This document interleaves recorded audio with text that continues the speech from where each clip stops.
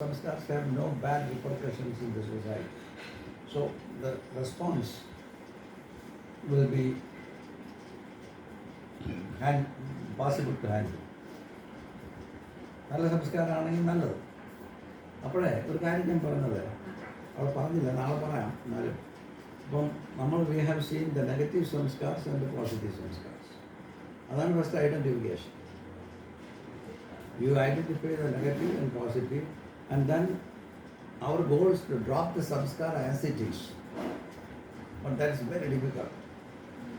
But as a first step, you can change from the negative samskars to the positive samskar. ഇല്ലേ, നമ്മൾ അടിയും കൂടി നടക്കുമ്പോൾ വേണ്ട കുറച്ച് സ്നേഹിക്കാമെന്ന് തീരുമാനം. എല്ലാം എപ്പോഴും ഫൈറ്റർ എന്നാൽ ഫൈറ്റർ ഒന്ന് മാറ്റി വെച്ചിട്ട് നമുക്കത് ഫ്രണ്ട്ലി അറ്റ്മോസ്ഫിയർ ക്രിയേറ്റ് പണാം. അല്ലേ, മാറും. അപ്പോൾ അത് കഴിഞ്ഞപ്പോഴത്തേക്കും this becomes a block. The positive sanskar become a block. അപ്പോൾ finally you have to drop the positive sanskar also to make yourself free as a enquirer, as a seeker. അതേഴ്സിന് വേണ്ട, നമുക്കത് ആവശ്യമാണ്. അതാണ് അതിൻ്റെ highest goal of spirituality. Not only identifying the negative and positive, changing the negative into positive, or dropping the negative, take the positive. It is very good for the society. You will be calm, you will be okay, you will get confidence. And then you look into the positive samskars, what it does. It sets certain pattern, and that will be also a bond. And that is the work of spiritual people can.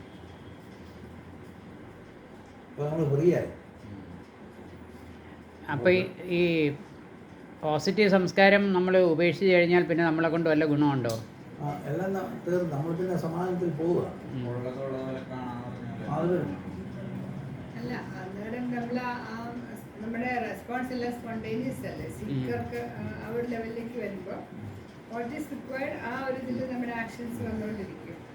ഗുരുദേവനെ പോലെയുള്ളവർക്ക് അങ്ങനെ എന്താണ് അവിടെ ആവശ്യം വെച്ചാൽ അത് അതേപോലെ അതിനനുസരിച്ചുള്ള response വരും.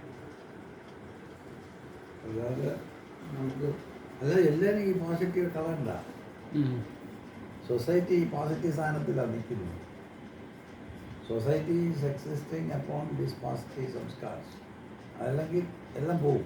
Existence becomes ഒരു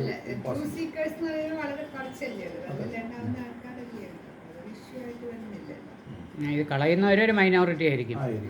അവരായിരിക്കും, അവരാണ് ബുദ്ധന്മാര്.